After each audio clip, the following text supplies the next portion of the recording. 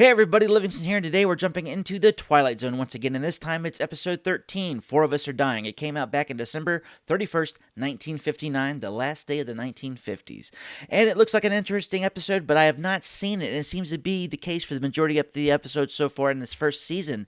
So, I don't know, maybe I haven't seen the majority of the episodes. Going to be interesting going forward to see how many I've actually seen. So far it's only been one, and I don't know if I've seen any more in the first season. There's got to be at least one or two that I've seen, right? I don't know. Let's see going forward how many I've actually seen. Going to the number 156, the last episode of the Twilight Zone. Let's get rolling. This is the dimension of imagination. It is an area which we call the Twilight Zone. Love that bomb. Starting off with a Dutch angle. Random guy walking down the streets. Lots of neon. Hotel Real, man. His name is Arch Hammer. Good name. He's 36 years old. These are the oldest 30-year-olds I've ever seen. But Mr. Hammer has a talent discovered at a very early age. What's that talent? He can make his face change. Oh, He can twitch a muscle. that was a nice little effect.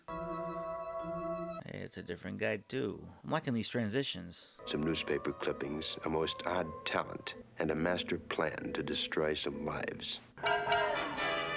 Back at the Hotel Real. I'm gonna look like this guy. He was killed. Guy changing his face kind of reminds me of Clayface from the Batman comics and television show, and isn't showing up in the reality yet, but it would be cool to see. Sticking with the Dutch angles, though, I see. Lots of neon. Bending your ear. Pretty decent singer. Good job. That voice will only get better with smoking. Very solitary. All by my lonesome, if you don't mind. She's got a nice, soothing voice, though.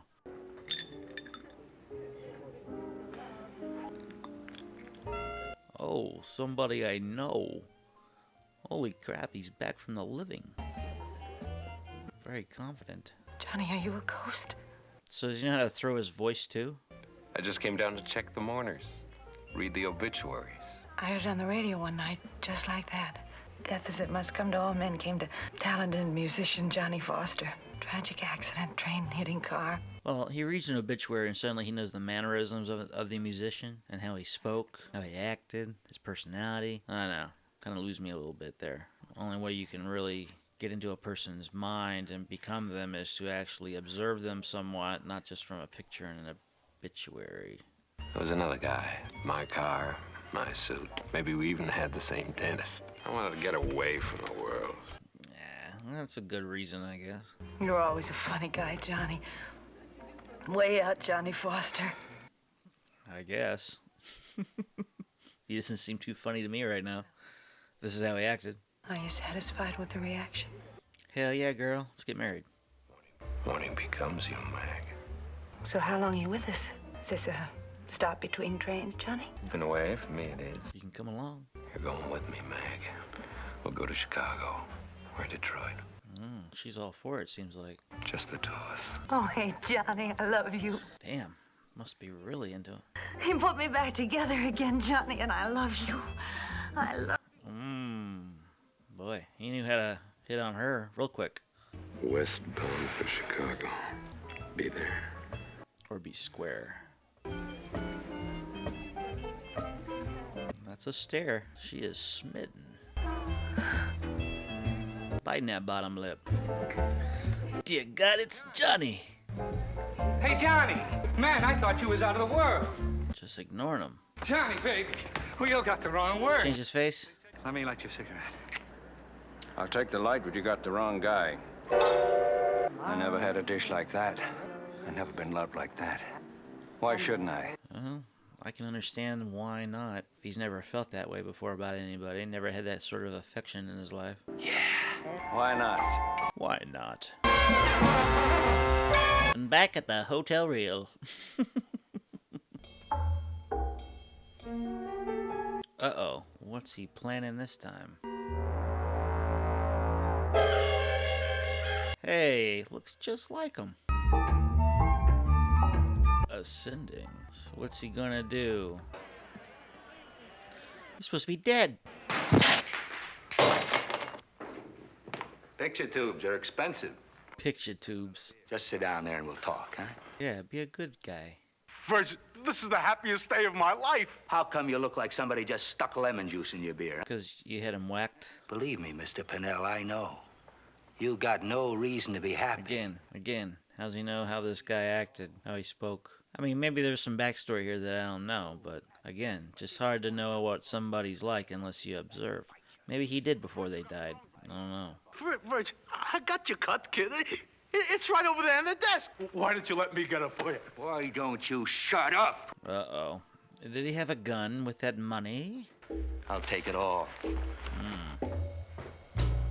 Virgil. Thanks for doing business. Get him! Get that guy in the face! Get him! Changed his face on the way down. What are you gonna do there, buckaroo? Change my face. The guy behind you. Think of a face. It's an intimidating face. I didn't do nothing to you guys. Nothing, buddy. We thought you were somebody else. All right. Have a good day. You can tell that's a bit of a painted backdrop back there. Wait a minute. Aren't you dead? Andy, what's the matter with you? What's new with you? Something wrong with your mind? Maybe. Why? Am I supposed to recognize you? I guess you would. Why? We met someplace before, huh? How do I know you? Father? As a son should know his father. I'm your son? You were. You were before you ran out. You were before you broke your mother's heart. Before you did dirt to a sweet, decent little girl who would have cut off an arm for you. Now you ain't nothing to me. I hate your guts. Hey, everybody, look! Look what we got here! A dirty little punk!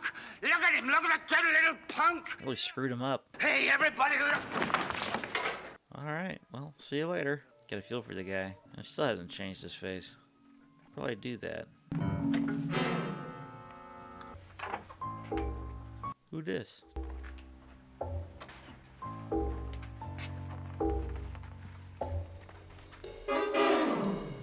And he's not there. Or he is there. He's just a different face. Can I get my coat? Be my guest. So who is this guy? He's got a gun. He's got a gun. Let's go.